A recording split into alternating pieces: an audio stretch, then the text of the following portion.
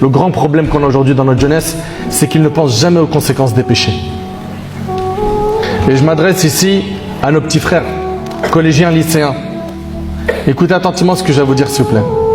Il y en a beaucoup parmi vous qui entendent, quand ils essayent de rester droits et de ne pas aller dans la mauvaise direction, ils entendent « Ah, t'es un bouffon !»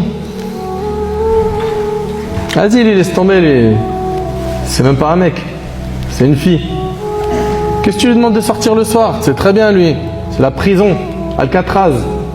Mais il n'a jamais eu de rapport, puceau. On lui envoie tellement de piques qu'à la fin, si lui, il n'est pas solide, il craque et se retrouve à basculer dans leur camp. C'est vrai ou pas? Ces petits frères et ces petites sœurs, ce que j'ai à leur dire, moi, c'est que ces gens qui disent que vous vivez dans une prison, eh ben, acceptez ce terme, ok? Et concentrez-vous sur vos études. Concentrez-vous sur vos études. Vos parents, par la grâce d'Allah Azza wa Jal, ils ont, eux, mâché le boulot pour vous. C'est-à-dire quoi? Toi, tu n'as pas à aller travailler pour payer le loyer, l'électricité, n'est-ce pas? L'eau, les vêtements. Ton père, ta mère, ils s'occupent de tout. Ton repas, il est prêt. Quand tu as besoin de quelque chose, par la grâce d'Allah, aujourd'hui, tu l'as facilement. Et j'en parlais avec certains de mes amis, je leur disais, je crois que c'était hier, je leur disais, moi quand j'étais jeune, aujourd'hui j'ai 40 ans, quand j'étais jeune, quand j'étais au collège, Wallahi l'azim, je le jure par Allah, qu'on avait le droit à un seul survêtement par an. Mon père, il n'avait pas les moyens. Et moi, pour moi, c'était un kiff. Je me rappelle quand j'allais avec lui à Gosport, c'était un Eid. Quand on allait acheter un survêt, c'était un Eid, c'était une fête.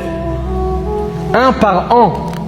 Et je sais qu'ici, j'ai certains grands frères qui sont là. Peut-être ils ont vécu la même chose. Et aujourd'hui, regardez les jeunes, ils manquent de quelque chose aujourd'hui?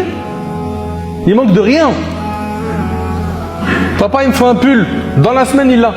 Je veux un manteau. Dans la semaine. Je veux une paire de baskets. Dans la semaine. Même s'il va serrer la ceinture et il ne va pas manger. Le père, il sacrifie.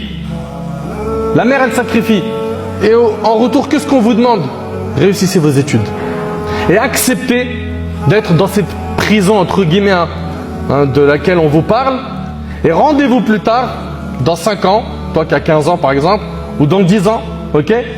Et après que tu auras ton diplôme, Inch'Allah, et que tu auras ton premier job, tu es bien, tu es stable, tu as ton logement, etc., tu commences à fonder une famille, regarde ceux qui te parlaient de prison, si eux ils ne sont pas dans la vraie prison.